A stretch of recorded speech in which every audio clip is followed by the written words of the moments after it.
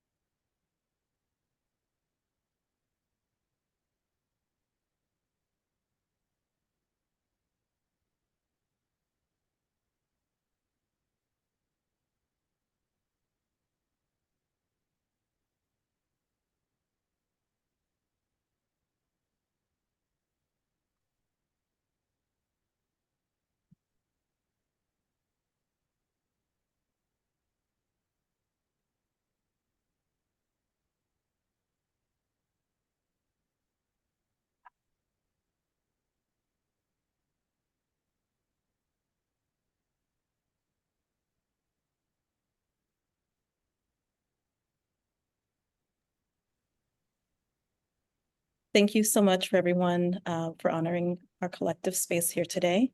I will now pass it over to our guest speaker, Betty Siegel. Hi, everyone. I'm going to share my screen. If you give me 2 seconds, I will get that up and going. And first, you're going to see my very sloppy guest show, I hope. Hold on a second. And now you should be seeing the full slide.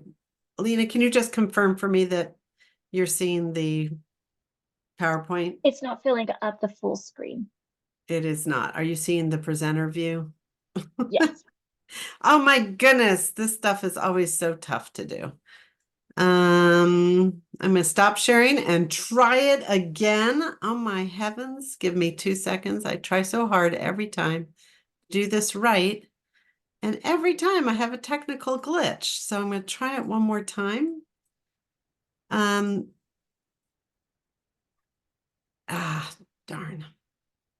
Sorry, I'm going to have to, this may have to, Lena, did you see that I sent you the slideshow? I can pull it up right now. Can you pull it up? I'm sorry, y'all. Apologies for the technical difficulties here. I always have backup, so I think I'm going to ask Lena to share it for me if you don't mind. No problem. I'm going to go ahead and pull it up. Just give me a few seconds. We tried this out just before we started. Of course, I clicked on something and goofed it up. Well, let me start while Lena's doing that. And I don't want to waste y'all's time because you were kind enough to join us by thanking you for letting me join you here today. I'm going to be talking about accessibility. My background is in theater, and accessibility has become my passion and my career. And I'm very happy to take questions as we go along. I'm also very happy to have you engage in the chat, whichever works best for you, because Lena, who I'm told is this superb and stellar Zoom DJ, and Ashanti, I think, are both going to help me if things get overwhelming in the chat and in the Q&A. As Lena pulls up the slideshow, I do want to let you know in advance that all of the pictures of people represented in this slideshow are people with disabilities. They come from a variety of different communities and a variety of different backgrounds, and she's made a miracle happen. I love that. So if occasionally I do forget to describe the pictures that you see online, Please forgive me. Are we ready to go, do you, Lena? I knew you would be able to steer. Okay, so first I'm going to really quickly introduce you to the Office of Accessibility and VSA here at the Kenney Center. Next slide. We have the mission of creating a world where people with disabilities of all ages learn through, participate in, and engage with the arts and culture. We have 3 primary goals in the office, and that's to empower accessible and diverse communities, to activate art makers and creatives, and to support dynamic cultural experiences and environments. The picture on the right is a picture of Marquetta Johnson, one of our teaching artists. Next. Access VSA has 2 things it wants to invite you to do today. One is join our international network. The link is on the slide, and FYI, we'll share this PowerPoint with Ashanti and Marcelina and Anika and everyone there at WESTAF, and they can share it back out with you. So don't worry if you miss these links, because you'll be able to get the PowerPoint. I don't want you to think about that while you're thinking about the actual content. Next, the second thing I want to invite you to do is to join us at the LEAD conference in Seattle in 2024. We have an amazing set of sessions that are going to be presented by noted experts and practitioners from the field, and we're very excited to do this in collaboration with WESTAF. I believe that both Lena and Ashanti have been a part of the host committee and have made incredible contributions. So don't miss out on this. It's going to be right near you all, right there in Seattle. It's going to be amazing. Next. What do we do? So usually when I talk about accessibility, most people, hold on a second, go back one. Whoops. If you can. Most of the time, whoop, that's forward, go back. Yep, still going forward. We'll get there eventually. I'm going to tell you what, most of the time when people think that I'm going to talk about accessibility, they think I'm going to talk about wheelchair access. They think I'm going to talk about sign language interpreters. But what I'm going to talk about is right now is a story. And this is a story that happened to me. To be honest, it changed my life. It changed the way I think about my work and who I am and what my obligations and duties and responsibilities are as an accessibility director. It also changed the way that I approach my work. So let's start with a little story. Hold on just a second. I'll tell you when to go next. I got an email training from our Office of IT. And like most people who get email training, I was told to be very careful not to open up emails from people I didn't know. So of course, I was the next day after I took the training, I was doing my usual thing, and I was opening all my emails, and I was looking through the emails and clicking on those that I knew. And I came across an email and I didn't recognize the name or the sender. And I thought to myself, I know I'm not supposed to click on this because I don't recognize the sender. I don't recognize the email address, and I'm not terribly good at following instructions. So I just went click. And I opened an email, and the email said, Dear Ms. Siegel, we'd like to invite you to New York City to join us for a meeting at the United Nations run by the Special Rapporteur. I had to look that word up. Special Rapporteur is an investigator who's investigating whether or not people who defend the right of people to engage in culture have rights. I was very puzzled. I had to deconvolute that. So let's try that again. It was inviting me to come because they wanted to talk in this meeting about not the rights of people to engage in culture. That was presumed that people have the right to engage in culture. They wanted to talk about whether the people who defend the rights of other people to engage in culture have rights. Well, I kind of have a silly brain, and immediately what popped into my head was this image, and now we can go forward.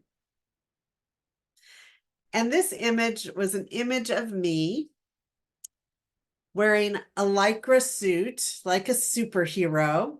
And you can see my streak in my hair, and I've got my hands on my hips. My legs are akimbo. I'm striding forward. There's a cape flapping behind me. And I'm thinking, I am a cultural rights defender. And I have CRD across my chest. And I thought, ooh, this sounds like fun. I think I'm going to say yes to this invitation. And I do. I say yes. And I go to New York. And as I'm going to New York, I still have this image in my head, arms on my hips, lycra spandex cape blowing in the non-existent breeze behind me. And I'm going forth to be a cultural rights defender. I arrive in New York. I sit down in a room with about 30 other people.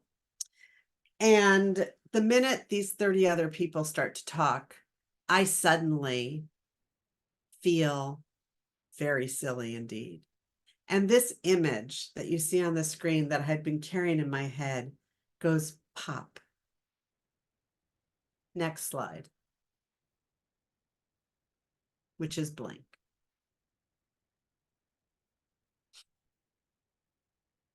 Because as I sat at that table and listened to people talk, they told stories of people they knew who they considered to be cultural rights defenders.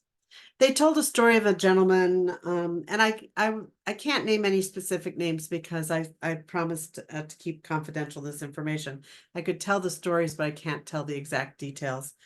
They told the story of a gentleman in an African country who decided to create a festival of artwork by women, women writers, women playwrights, women poets, women filmmakers.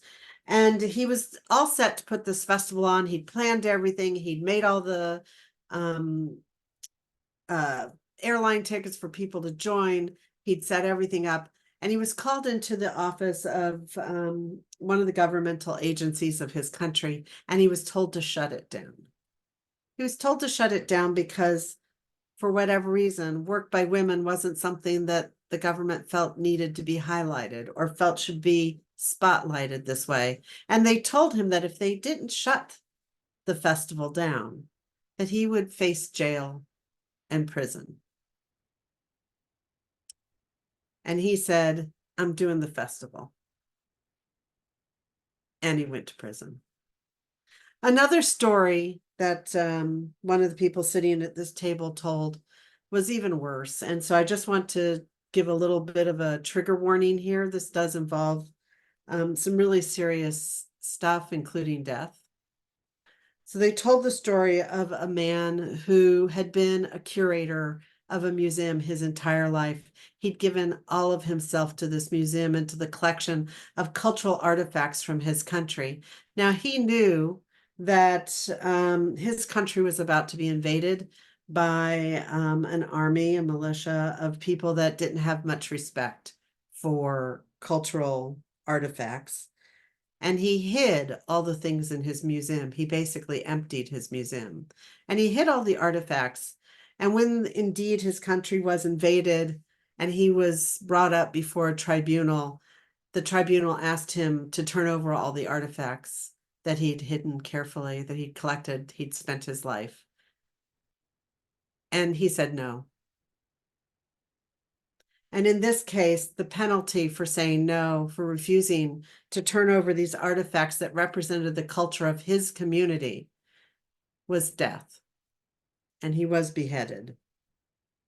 So I sat there in this room and I thought to myself, I'm just an accessibility manager. Like, I make sure that the wheelchair users can get in the front door. I make sure that people who need sign language interpreters get sign language interpreting. I make sure that bathrooms are accessible. I don't face any heavy penalties for the work if I say no. I don't face death. I don't face jail. They went around the whole room and they were getting to me, and I was expected to tell my story. And I was stumped. I said to the room, I said, I don't know that I belong here. I feel silly for sitting at this table because the worst penalty that I face, the worst thing that can happen to me if I raise my hand and ask about accessibility for people with disabilities, if I produce art by people with disabilities, if I support artists and I support people with disabilities as staff and employees at the County Center, the worst that can happen to me is if I can, I might get fired. Like someday I'm going to ask for something and I could face being fired for standing up for the rights of people with disabilities. I don't think I'm a cultural rights defender. And the people in that room said, no, you are. You are a cultural rights defender. Standing up for the rights of people with disabilities is critical. It doesn't matter what the penalty is that you might face. It's that you have the courage and the strength to raise your hand and ask that as a society we change the way we approach your community that you represent and that you stand up for, and that's people with disabilities. From that day on, I still admit that I have that silly image of my head, me in a lycra suit, hands on my hips, striding forward, CRD on my chest. But I realized something really important. When we stand up for the rights of people with disabilities, when we make that a part of our job, whether we are a person with a disability or an ally to the disability community, we are cultural rights defenders. Next.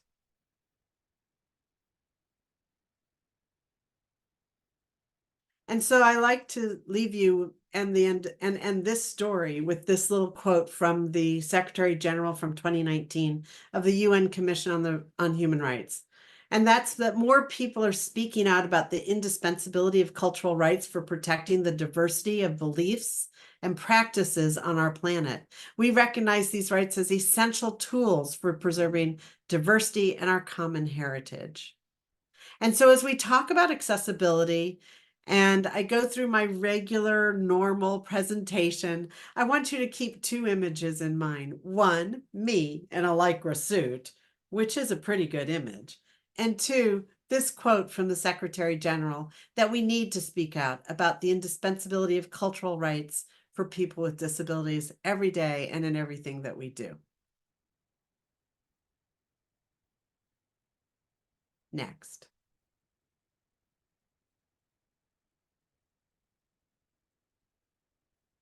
So why do we do this work?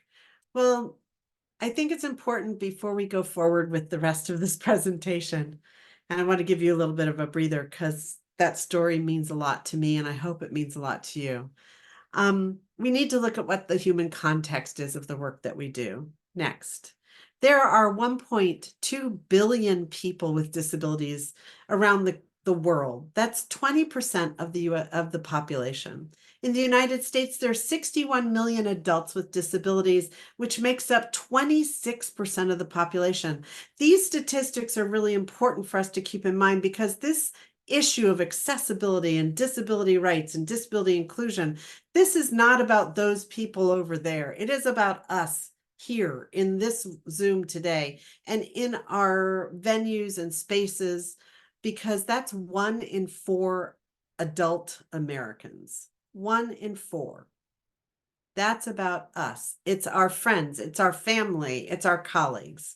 Now, interestingly, because many of you might work within the context of the K-12 education, if you're a teaching artist, you need to know that 14% of all students in K-12 schools today have been identified as students with disabilities. So again, not a small number. Those students are going to be in your classrooms every day. Next. Human diversity of age and ability is expected to increase steadily over the next 40 years. And disability crosses all the boundaries that we set up, those artificial boundaries around economics and geographics, social status, and then those that are not so arbitrary, that are related to our ethnicity, our identities, our gender, and our age. And in the US by 2030, interesting, in like 6 years, there will be more people over the age of 60 than there are under the age of 30. We're going to have this weird inverted pyramid in our population. And when we think about those older adults, let's keep in mind that age-related disabling conditions are real and they happen to all of us. Next. Be mindful of stereotypes and presumptions. Most disabilities are non-apparent. So when we go through our lives and we're looking at our work, we can't look at our audience and say who is or isn't a person with a disability. Disabilities can be physical, sensory, or brain-based. They can be a range from mild to severe, and disabilities can be acquired across the lifespan. And some people have multiple disabling conditions. Now, one thing I do have to put in, because I forgot to tell you, I do have a law degree. I am not your lawyer. Nothing I say today may be used as legal advice, but I must tell you, never, never, never, never, never, never, never ask someone what their disability is. Next. we really do need to, as a society, learn to expect differences and embrace disability as a part of our human condition. Lena, I want to just check in with you and Ashanti and make sure that there aren't any critical questions or comments in the chat or in the Q&A. Okay. Next. Aside from the human context, when we look at accessibility, I also like to explore the social context. So next, I love this image. On the right-hand side is a group of individuals, some in wheelchairs, some that are little people, some that are old, some that are young, some that are Black, some that are white. And they're marching under a banner that says, "Injustice anywhere is a threat to justice everywhere." Martin Luther King quote. It's one of my favorites. I love this photo because on the left-hand side, the woman in the white shirt in the power wheelchair is a woman named Judy Heumann. And Judy Heumann is considered to be the mother of the disability rights movement, because in the 1970s, when she started to appear on the scene, disability rights were not a given. They were not embedded in our civil rights at all. And so the disability community in the 70s was fighting for their rights. And they were borrowing the strategies of the civil rights movement in order to fight for those rights. And it was a disability-led movement. And their saying was nothing about us without us, meaning don't make decisions without me being at the table and being a part of the decisions that will affect my life. You can find out more about Judy Heumann. The very best way to learn about this period of time in disability rights movement in the 1970s is to go to Drunk History. Yes, Drunk History. It's the best. I love it. There's a whole episode on Judy Heumann, the woman you see on your slide. And it's the best way to learn about disability, the disability rights movement, as well as watching Crip Camp, which also features Judy. And it's an amazing, amazing period of time. Next.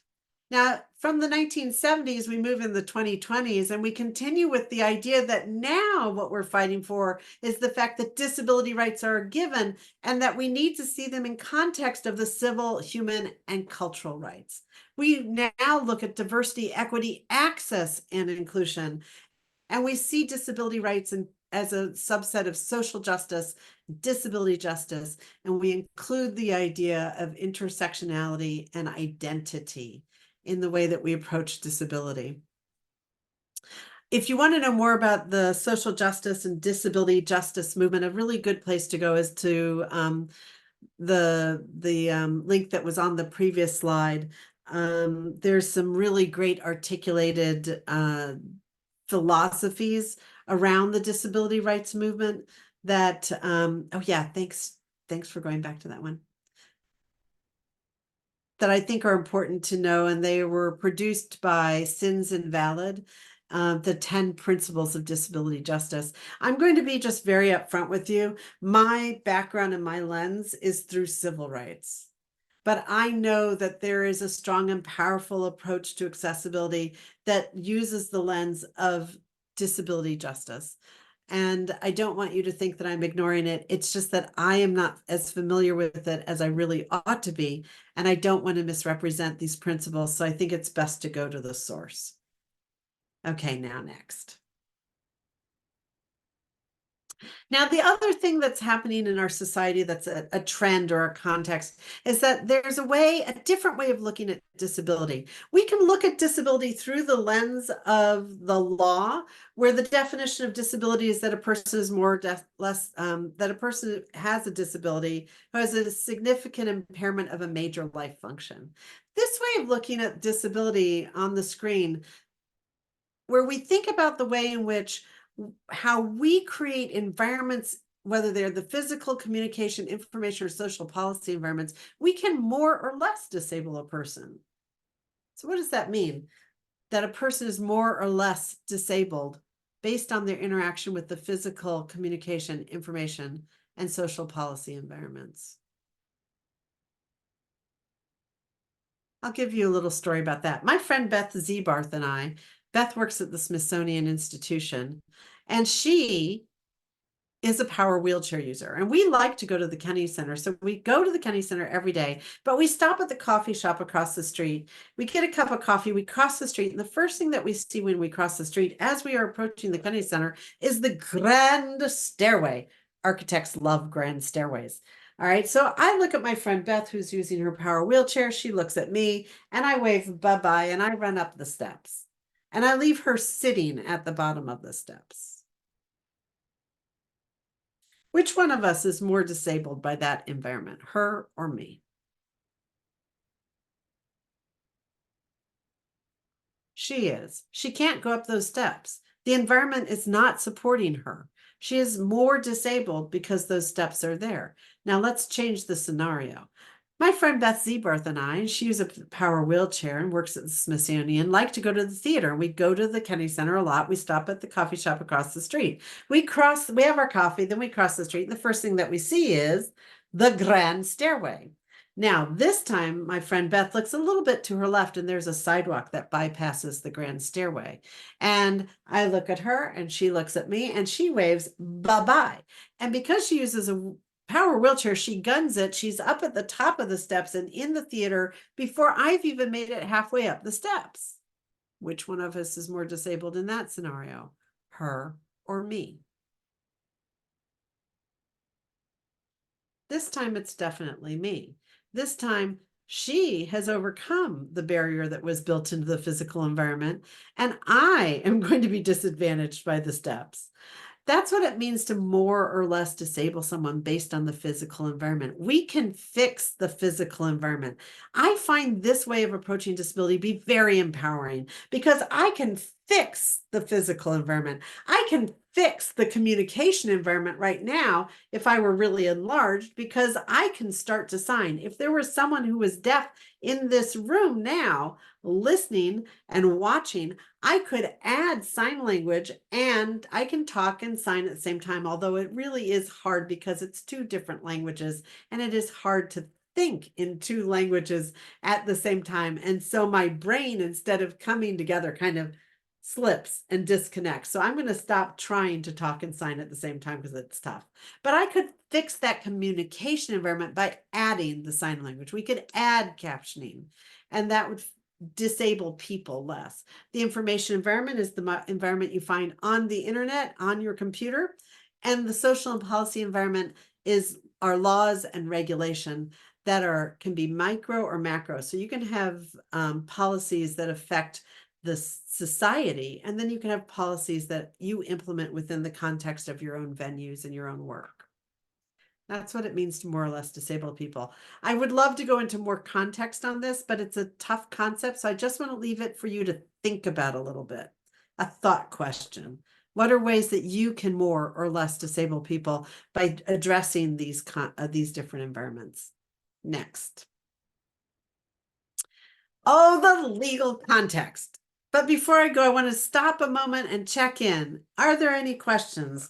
Are there any statements that are being shared? Are there any thoughts that anyone would like to share about anything that I've said up until now?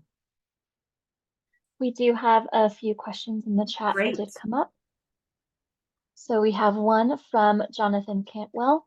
I work the Accessibility Services office at a major fan convention, and part of what we do, both practically and in terms of outreach, is teach people to frame things in terms of what accommodations do I need and should I be able to expect from this and other conventions. Rather than feeling like they need to disclose or talk about their disabilities, reminded me of this by the discussion of invisible disabilities and disclosure. And then from Geneva Ralph, I am concerned about venues compliance, both indoors and outside, with providing ADA compliant assistive listening systems, i.e. hearing loops, from or FM or infrared systems. Would Kennedy Center consider a national survey facilities to at least receive NEA funding? How is compliance assured? Both excellent. The idea that we can anticipate the needs of everybody in our audience is really an interesting one. I usually say I'm going to make every effort to anticipate those needs, because the more I make that effort, the more I do actually address and anticipate what people are going to need when they come to my venue. But I also really hope that people in my community trust the Kennedy Center and trust my office enough that we can engage in a conversation about what they need, because I can't always guess or anticipate what someone's going to need when they come to my venue. But the fact that you're making that effort is really the right way to go. Self-disclosure around disability is a tough one, and people really are not required, and you can't ask. Remember I said never, never, never, never, never ask them what their disability is. We're not in a position to be able to ask what someone's disability is, but we don't force disclosure. But we are in a position to ask, what do you need to be a full participant and feel comfortable and welcome in this space? If we can work on this together, then I think we can come up with great solutions. To quickly address the ALD question, so fascinating. I love this stuff. And I'm hoping that sometime within the next year or so, we're going to have more information about a brand new type of assistive listening system that's going to be based on Wi-Fi and Bluetooth. So keep tuned to this station, because as soon as I find out more about that new technology that's being introduced, I will happily share it with everyone, because it will address the challenges of how ALDs work in the indoor and the outdoor environments. So that's a great point. Absolutely lovely. Anything else? Not at this time, no. Okay. All right. You guys ready to move on? The legal context. All right. Remember I said that part about I'm a lawyer, but I'm not your lawyer. Nothing I say today can be used as legal advice. But this is one of my favorite parts of the presentation. I love this stuff. So let's go into the legal context. So there are laws and regulations around accessibility. Remember that movement from 1970 to the 2020s. In 1970, there was the Civil Rights Act that had passed in 1964, right? Provided rights to certain populations within our community. And which population did it not confer rights on? The disability community. When the 1964 Civil Rights Act was first passed, it did not specifically mention disability as a protected class. So we had no rights under that law.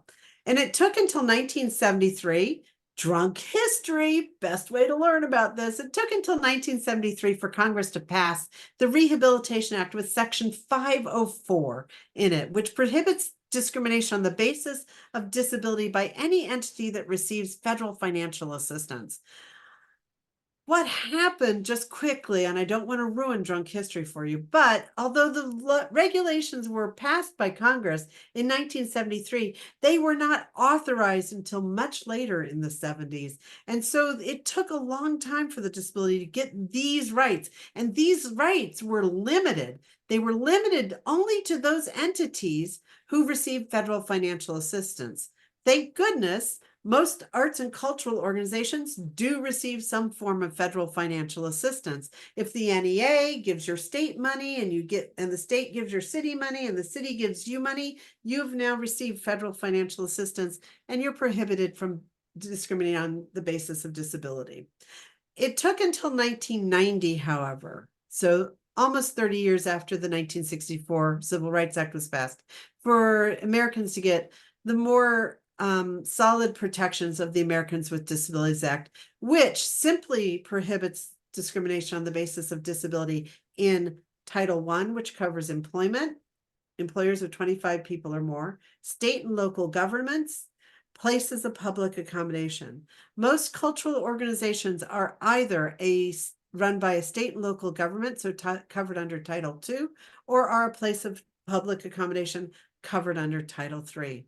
This didn't mean that 1973 Rehabilitation Act went away. No, it still exists. However, luckily, de facto compliance with the 1990 Americans with Disabilities Act does likely mean that you are also in compliance with the 1973 Rehabilitation Act. However, do not forget about your local and state laws, because the first two are federal laws. States and cities also have their own disability rights laws, which a lot of times get buried under human rights. So when you're looking for those local regulations through your state or your city or your county, and you can't find disability rights specifically in the law, look under human rights, because that's where you'll often find them. And just as an example, I've given you a link to the Washington State Human Rights Commission, where they have, oh, I realized on this slide it's a little covered up, where they offer protections for people with disabilities. If you're from the state of California, which is really interesting, they have one of the oldest state laws on disability called the UNRUH Act, UNRUH. It was passed in 1959. So always look to your state and local regulations as well as the federal regulations, because as the facts at the bottom of the sheet say, you want to follow the regulation that is the most stringent, meaning it provides the most benefit to people with disabilities. Some other facts that you find under the ADA are that both the leasee and leaseor, the renter, the landlord and renter, both are responsible for complying with the Americans with Disabilities Act. You cannot contract away your legal obligations to not discriminate against people with disabilities. Also, another interesting fact is that anyone who does receive federal financial assistance under Section 504 of the Rehab Act is required, this is not optional, it's required that you have someone on your staff with the title of 504 coordinator. So if you receive federal financial assistance, go home as soon as we're done with this Zoom call and make sure you designate someone as your 504 coordinator. Now, the other thing you need to be aware of is that in 2010, the U.S. Department of Justice did update the ADA regulations. So you have the law that says that prohibits discrimination. You have the regulations which talk about how do you prohibit discrimination. And those regulations were updated in 2010. So if you're Googling around and you're looking at something online that was published before 2010, please be careful because it may not be up to date.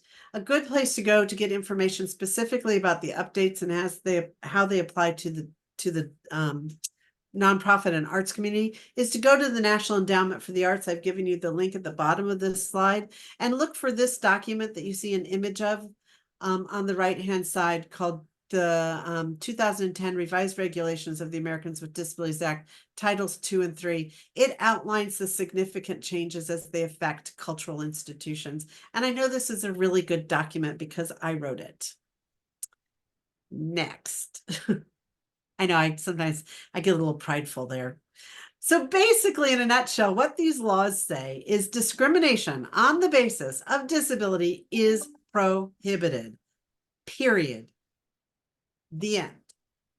No excuses.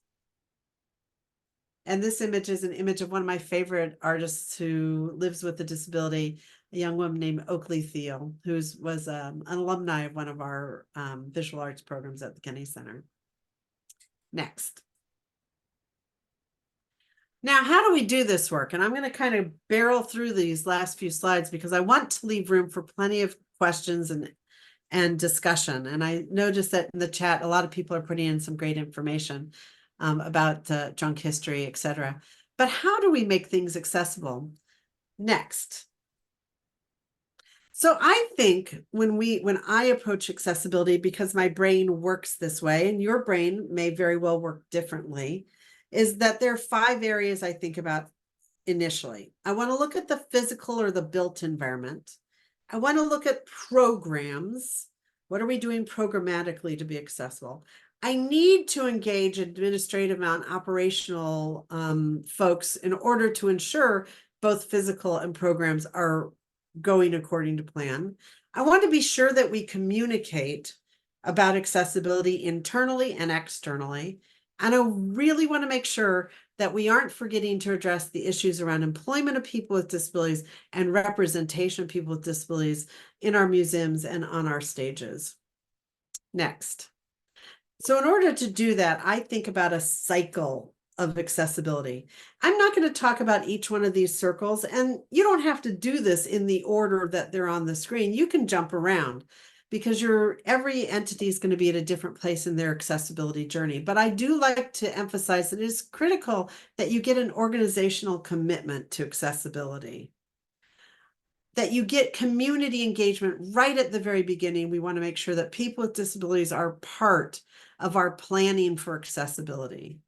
One of the best ways to plan for accessibility is to do an assessment or evaluation, so you know what you're doing really well and you know what you need to fix.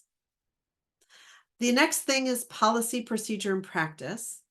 Then after you've got those in order, you want to go into staff training. Then you're going to want to communicate the information back out to society, internally and externally, as I said, and then you want to do it all over again. In other words, accessibility is never static. Accessibility is constantly changing. And you can't do this planning cycle once and say we're done. You have to go back and do it all again. So let's talk about procedures, policies, procedures, and practices. I think this is really a critical step that most people skip. But for those of you who are strategic planners, you're going to love this part. Policies and procedures are something you have to really write down. You want to review and update your existing policies and procedures to ensure that there's not inadvertent discrimination against people with disabilities. You want to write it down. You want to train all your staff. And then you want to make sure your practice is consistent with policies and procedures. So let's look at what the difference is between a policy, procedure, and a practice next.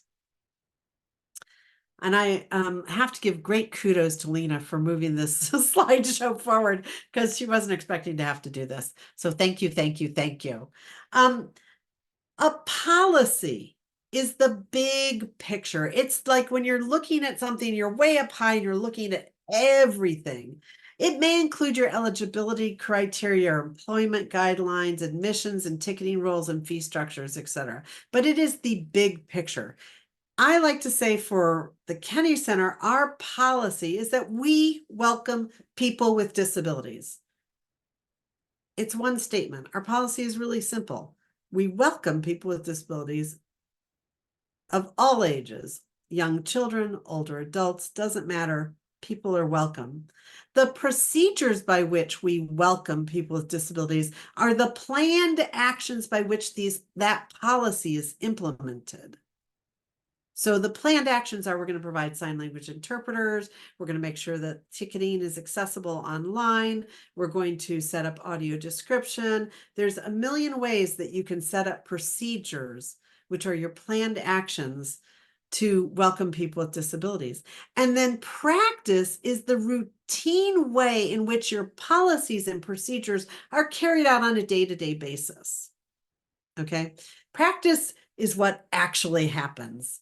Because you can write a beautiful accessibility policy, you can develop all your procedures, you can put them in a notebook, you can have them published online. But the reality is that those don't matter if you aren't really being accessible in practice. So let's do a little example of what that means, just so that I can make sure that this is clear, because this is so important for beginning your journey towards accessibility. So let's say you're a little house museum, okay? And you have 5 steps to the front of your door, which is not terribly accessible, but it's a historic venue and you're struggling to make it accessible. But what you figured out is that if you take people through a side entrance, you actually, because of the grade and all of that, you can bring them in on the first floor. So the front door is up 5 steps, but the side door is on a level. And so your policy is to welcome people with disabilities. Your procedures to make that happen are that every day the janitor unlocks the front door and then he goes around and he unlocks the side door. That's the procedure. Unlock both doors. Okay. And that way you either go up the steps or you go around the side to enter the building, and you have signage that supplements that says enter through here, or if you prefer, enter through here. So you give them both the options. Now, one day the janitor is sick and he doesn't come in, and the volunteer comes in instead, and they unlock the front door and they forget to unlock the side door. That's the day, of course, that somebody comes who's using a mobility device or a wheelchair, and now they can't get in because that side door was not unlocked. So what failed in that scenario? The policy is still good to welcome people with disabilities. The procedure is still good. Unlock the front door, unlock the side door. What failed was the practice, because you didn't socialize the procedure across all the people at the institution, right? So the volunteer didn't know that the responsibility was to unlock both doors. And so that's what it means to have great policies, fabulous procedures, and then practice. what's actually happening on a day-to-day basis. So keep in mind that the ADA does require that we make reasonable modifications to our policies, procedures, and practices in order to avoid discrimination. And to be honest, with the scenario I just gave you, really what would have made a big difference would have been training. We would have made sure that all of our staff and all of our volunteers knew that the policy was welcoming people with disabilities, the procedure was unlocking both doors, and then we would have avoided the failure in practice. Next.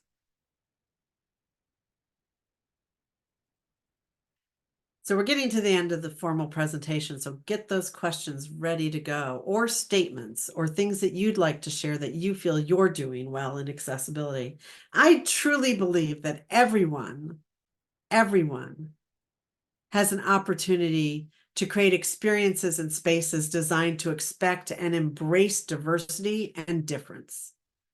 I believe that we have the opportunity to provide person-centered, human-centered, and customized experience. In other words, that idea of anticipating and then working with your community to make sure that as many of the barriers as you can see in the moment have been addressed. And I believe that we do this best by including people with disabilities, those with lived experiences, and those in our broader disability community to approach accessibility really effectively. And next, I really believe that every one of us has the opportunity to be a cultural rights defender.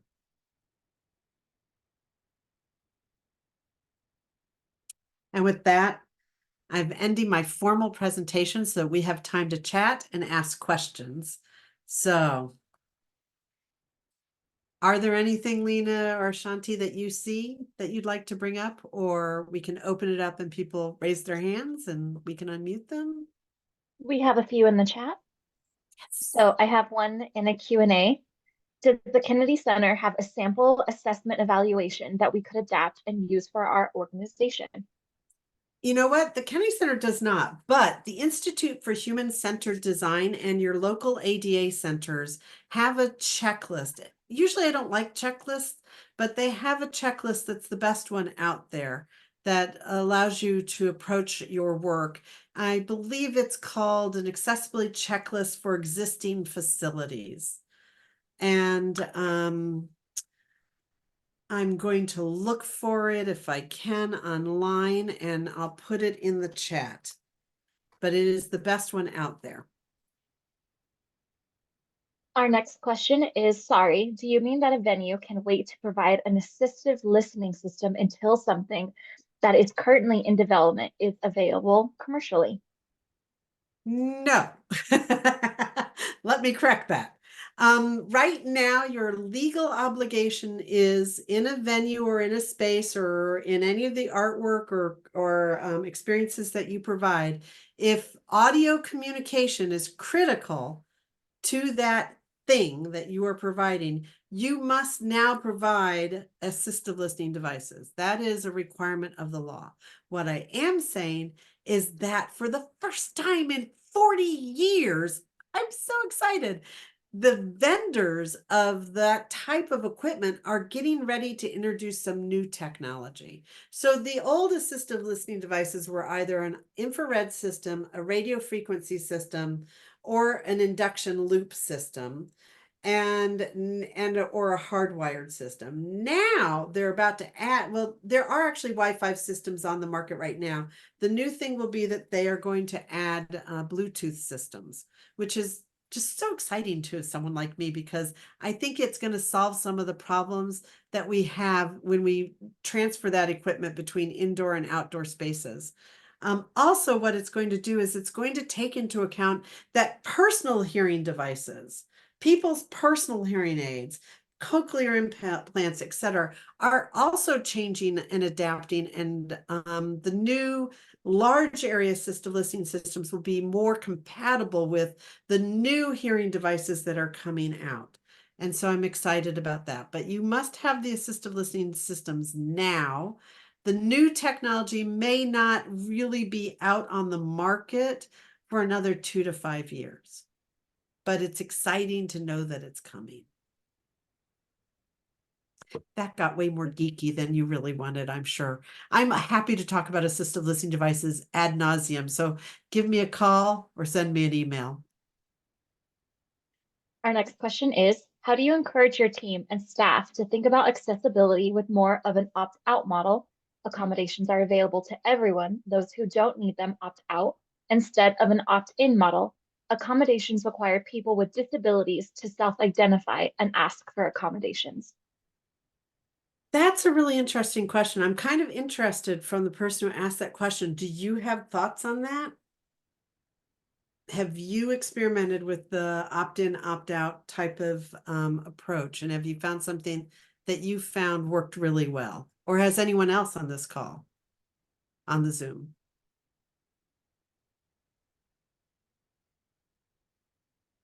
I know I'm throwing it back out to the group. This is where the brain trust of everybody, because I expect that of the 79 people who are signed on to this Zoom call, that many of you have a great deal of experience. I see that someone says that you've been experimenting with this, but it's been a challenge to convey it to the whole team. Yeah. Part of the challenge is that because the disability community is so diverse, because our definition of disability is so diverse, being able to anticipate the individual needs of any individual coming to the building is going to be a huge challenge to begin with. So first you start by implementing that policy, where you say, we are going to welcome people with disabilities. That big picture, what's your big picture going to be? Your big picture may be, we are going to try to create an environment whereby access is seamless and integrated in everything that we do. And I think that's a really good aspiration. My personal experience is that I cannot anticipate every single thing that every single person is going to need when they walk in the door. And so there's a certain amount of needing to do both opt-in and opt-out. So I'm trying to, I saw quickly in the chat that someone asked what does opt-in and opt-out mean? I think what we're talking about is opting in and opting out of having to disclose that you have a disability in order to get the access services and accommodations that you need. Anybody want to add to that or correct that?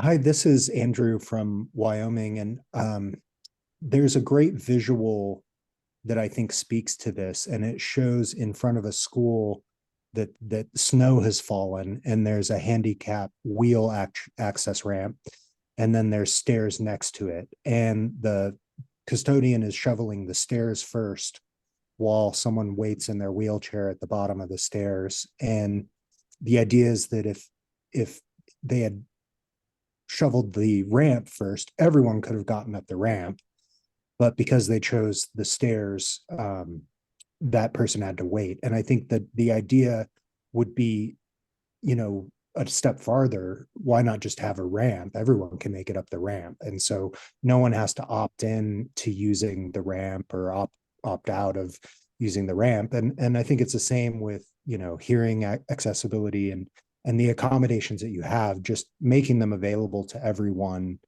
and designing things so that it's maximally accessible to everyone, so that someone doesn't have to wait for you to offer them the accommodation. That's a good way of approaching it. I mean, that's again, that whole, have we really made an assessment of our built and physical environment to find ways to disable people less by ensuring that in that environment are all of the different options and ways of accessing the building. And that when we have a lot of snow, we make sure that all of the avenues for getting in and out of the building are accessible. I'm not a big advocate of completely and entirely getting rid of stairs. I have to confess this, because sometimes the slope and the ramp gets so steep that they're almost impossible to manage. And so I'm a big advocate of having multiple avenues for entry. And that can be physically and programmatically. So I would want to have a ramp. I would want to have an elevator. I would want to have stairs. I want to provide all these options because it's not for me to tell someone how they must access my venue and my programs. It's my job to provide opportunities, and so that the person with a disability can make an informed choice about what works best for them. Because sometimes that super long ramp is going to be more stressful on somebody who has difficulty doing distance than the shorter steps. So I would give them all, but in your example, Andrew, I really appreciate it. I would definitely make sure that my janitor knew to clear all of the avenues of entrance into the building. It's that, And I do want to acknowledge, oh, sorry, it goes back to the example about the house thing. In practice, that example fails because you had the accessible route. You just didn't make it work that day. I'm sorry, go ahead, Lena, go. no, I just want to acknowledge that we are over time. I did put the survey here in the chat. I put it in once again. If you could go ahead and take that for us, but we are going to answer just a few more questions. I don't want to take up too much of Betty's time. So there's 2 more questions in the chat, and then we will be moving on. But the survey for today's accessibility webinar is in the chat, and we will be emailing that as well. So Betty, if it's okay with you, answer these next 2 questions, and then we will wrap it up. And then Great. anyone who has to go, we totally understand, and thank you so much for your time. So I have one of our next questions is, let's see. Do you have recommendations on funding opportunities for organizations to help with accessibility planning, getting our facilities up to ADA standards and more welcoming? Do I have any suggestions for that? Just get started. I don't mean to minimize that question because it's a really important one, but the first step for accessibility is to start. And I do recommend that you take a look at that planning cycle. I am putting the checklist for accessibility for buildings in the chat, which is a good starting point as well. I think really, if you're at the very beginning of your accessibility journey, the very best thing is to pull together right now an advisory group, a group of people from your community with the lived experience, and be sure that you find a large enough advisory group that you are representing all of those experiences. Because if you only invite people with mobility disabilities, you're going to miss out on the people who are blind or have a hearing loss or who are neurodivergent. And you have to get your advisory group to be representative of the entire community. Start there and say to them, help us figure out what our priorities should be in the beginning of our journey. And that'll keep you on the straight and narrow.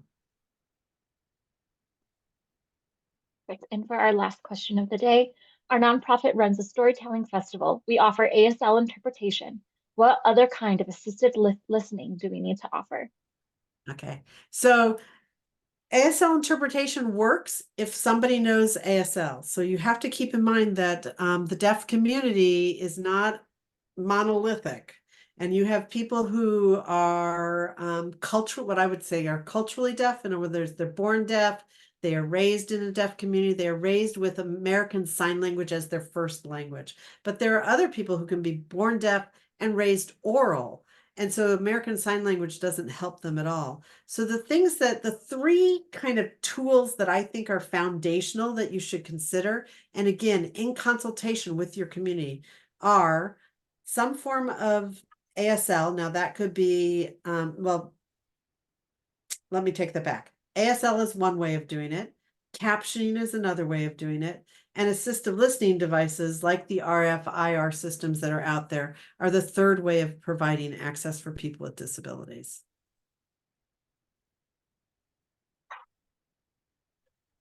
Okay. Does anybody have any other last questions? Yes, I see someone mentioned Celia Hughes in Texas.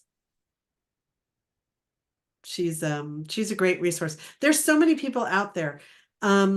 I think one of the things that the community can do, this community that's here on this Zoom call right now, is compile your collective knowledge. Because there are probably a lot of people here that have expertise and experience in accessibility, and then there are a lot of you that have worked with people who have that expertise. And sharing that out is a great function for WESTAF. Sorry, I just gave you guys homework. No, that's great. And my mistake, I keep in my brain and draft thinking it's till 1. We do have a few extra minutes for some questions. So I did see someone had their hand raised. William, I believe it was. William Smith, yes.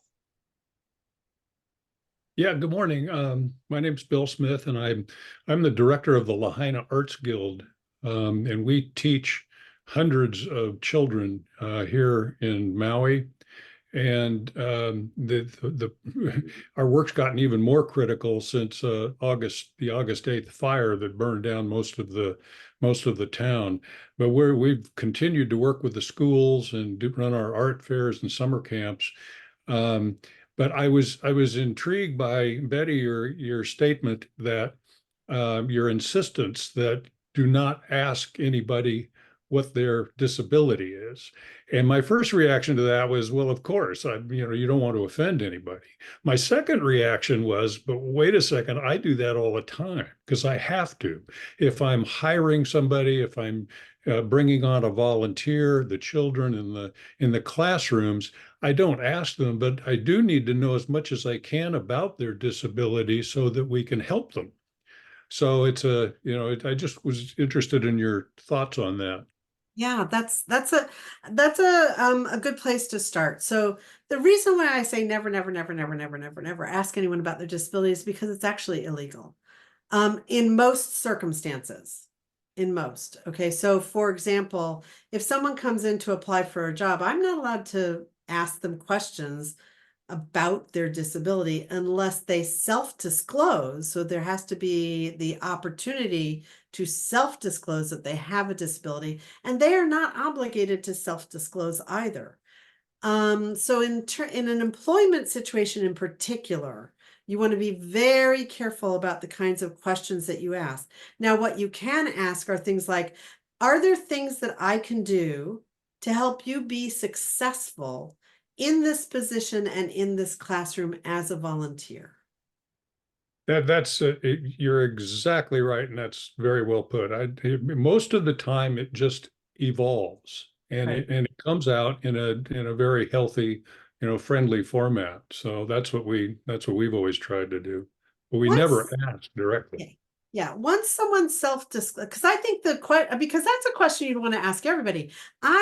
If I'm bringing you into the environment, if I'm hiring you or if you're a volunteer, I want to make you successful. My job is not to try to make you fail. It's to try to make you succeed. And in order to do this, it has to be a collaboration between us. And if there are things that I can do to help you be successful, that's what I need to know. Yeah, Now, that's great. by being friendly about it, there's a very good chance that you're going to make people feel comfortable enough to self-disclose what their disability is. And at that point, they kind of have opened the door. You still want to be respectful. You want to keep the conversation down to only those things that are specific to what they need in order to succeed. And so that's the way to approach it. In a school environment, of course, with children K-12, if they have been identified as being eligible for services under the Individuals with Disabilities Education Act, then of course you have a different process that you're going to proceed down in order to ensure that they get the accommodations and access services that they need to be successful as students in your classroom. Yeah, just as a general statement from here in Lahaina after the fire, what we are finding is that just teaching art to children is having this incredible effect on everyone in the entire community because the joy of the kids spreads out and it helps the families and it just grows. I mean, that's one of the things I love about art. Yeah, absolutely. I mean, there are studies that show that art in our lives makes us healthier and well individually and as a community.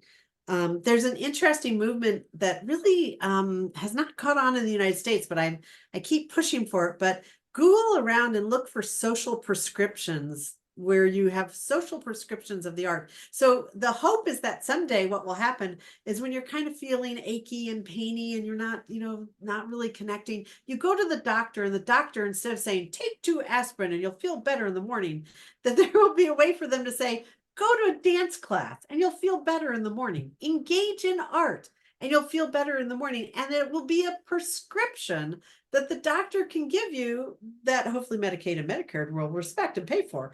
Not yet, but hopefully soon we'll start to see this concept of social prescription pop up, because the studies do support exactly what you're saying. It's healthy.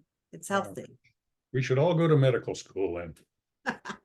I just want to jump in because I see our numbers are going down, and I do not want us to end without really showing some love and gratitude towards Betty. So if you want to use a reaction, if you want to put something in the chat, 2 things that stood out for me is this idea of just start. All of us can be overwhelmed, right, by the breadth of the work and the money that we don't have. Well, Catherine Hayward put a great suggestion there.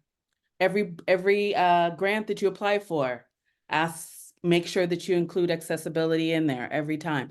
That's a light bulb for us. And the other point of just start, let's just get started and try not to be bogged down in the overwhelmingness of it. We've got a community here. We've got people from all over the country on this Zoom. So thank you so much for being here. I know that there's still another hand, but Betty, before people drift off back to the next thing of the workday, thank you so much for your time, friend. Really appreciate you. I appreciate you all inviting me, Anika. I know that I was so excited to see your email pop up, and I clicked on it.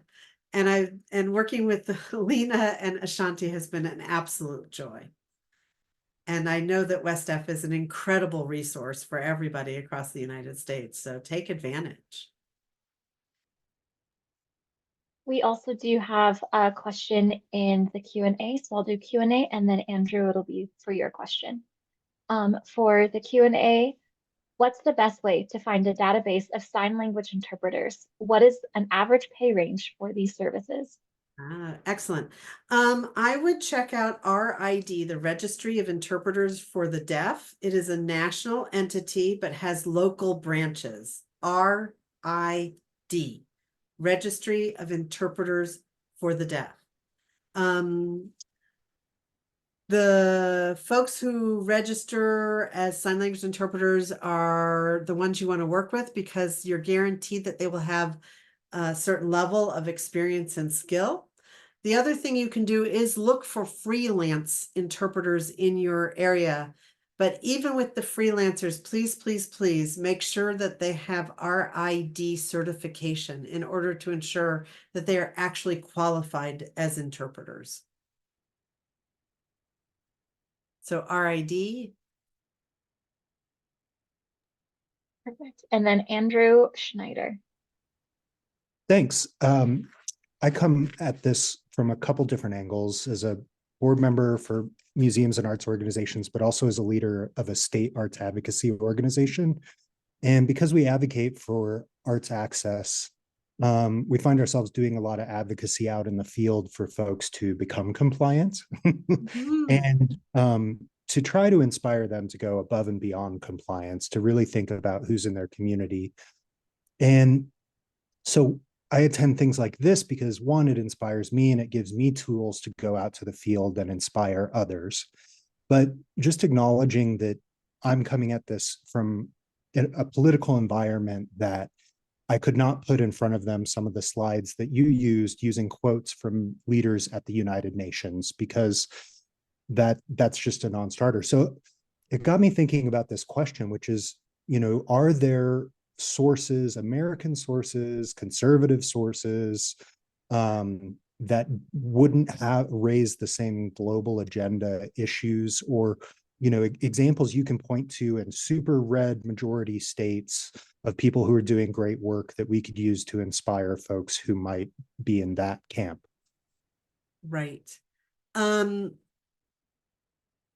I'm going to give this some thought a minute, but I do want to point out that the Americans with Disabilities Act itself the Civil Rights Act for people with disabilities was a complete and total bipartisan effort signed into law by a Republican president. Okay, so that might be one thing that you can point out, is that the ADA was definitely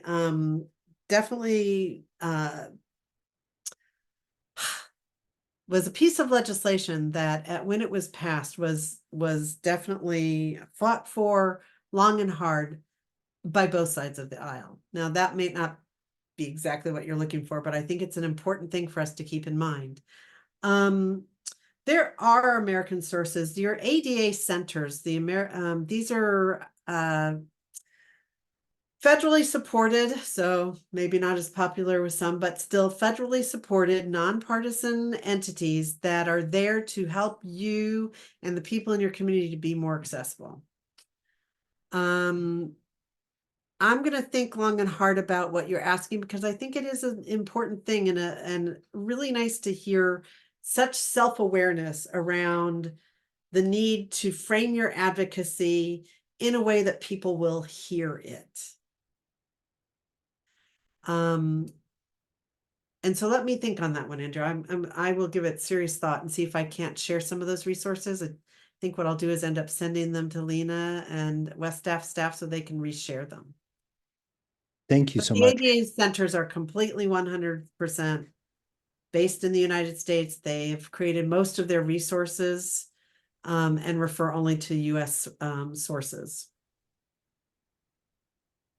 And then we have a question. We are looking to bring on an accessibility consultant. Do you have any recommendations?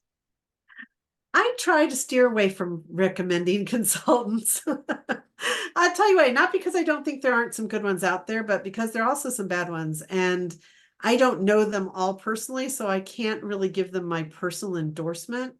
If you have something specific that you're looking to address, whether it's physical access or the program side, I could probably make some recommendations. But I'd have to know a little bit more about what exactly you're looking for. And usually when I do make recommendations, I will give you 3 to 5 different options, and I leave it on you to do your homework to pick the one that best suits you. But again, another good place to start is with your ADA center. Since I don't know where everybody is based, one of the really strong ones is the ADA Great Lakes. But if you go to the ADA centers on Google and you click on the link, it'll automatically take you to the ADA center that serves your area. There are 10 of them.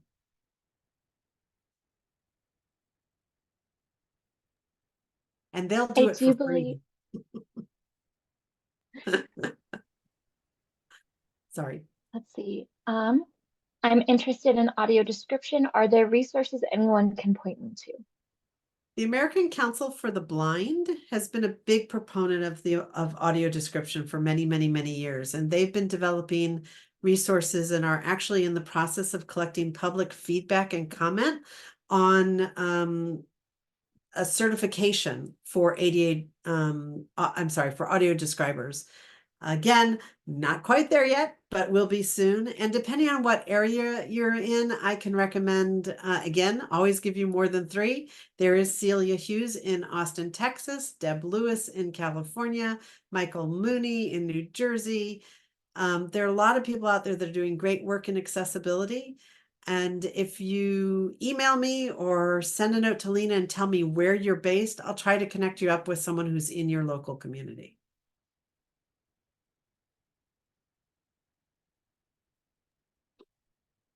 I don't see any more questions in the chat.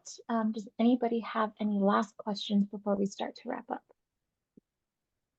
Please come to LEAD. I know I don't want to sound like I'm just promoting my own thing, but I will tell you that conference is going to be right there in Seattle. It's the first time we'll have been in the Pacific Northwest. And the questions you're asking today are the questions people there bring with them.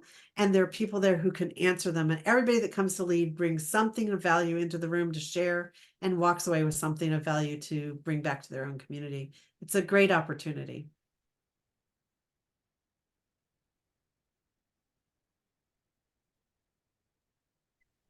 Thank you so much, Betty. And thank you everyone for joining us this afternoon. Again, please make sure to fill out the survey. We'll place it in the chat again, and we'll also do our best to get these references, these resources that were mentioned in the webinar also out to you, in addition to a few more that Betty has mentioned. But thank you again for joining us, and we look forward to seeing you again soon. Thank you. Thank you again, everyone. Bye-bye.